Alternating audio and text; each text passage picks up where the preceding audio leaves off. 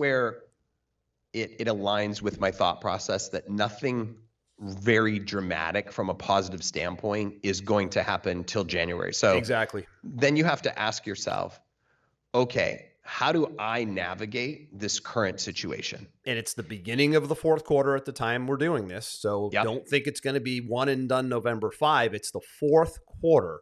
How do Correct. you plan and navigate the fourth quarter of any year, but specifically an election year? Here we go.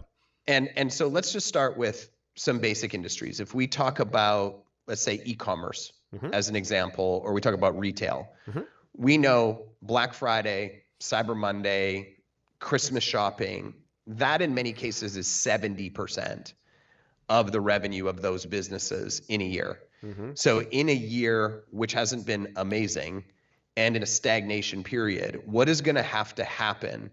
You might not have the same boom of profitability that you've always had. You may have to look at it like, my goal is just to stay afloat this year. I might have to be more aggressive in my promotions, in my discounts, in my bundles, because cash may be more important than profitability, just to help you float through to that January timeframe. But one of the things that I always say to our clients is, those who choose not to market when times are tough are choosing to be irrelevant when times are good. Yeah, well said. And it's hard because it's that feeling of like, well, when times are difficult, I don't want to put money out without seeing that immediate return.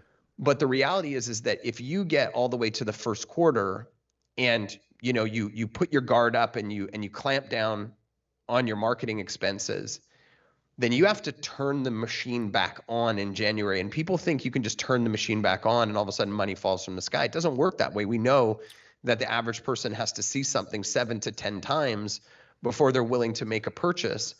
It's why companies like Weight Watchers and Nutrisystem start their marketing in mid-November. They actually start it right before Thanksgiving. And every time the commercials start, people think, why would a weight loss company be marketing right before Thanksgiving, the time when people want to be literally the fattest? It's to this point. It's like, oh, well, I'll wait to start my program after the holidays. That's the mindset of most. Right. And 99% of people who, start thinking about weight loss, think about it in the new year.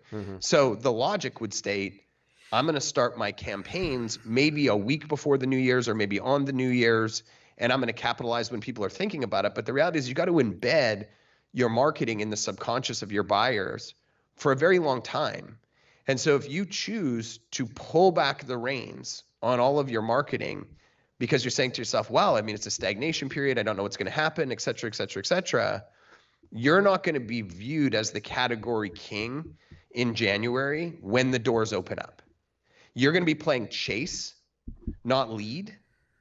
And it's a very contrarian way to think about your business, but this too shall pass. That always has to be your mentality. Look at the stock market for the last 50 years.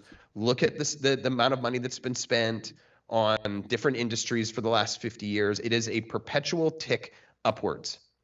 So if you are playing this scared money game, all you're going to do is delay that pain further into the future by playing defense versus offense.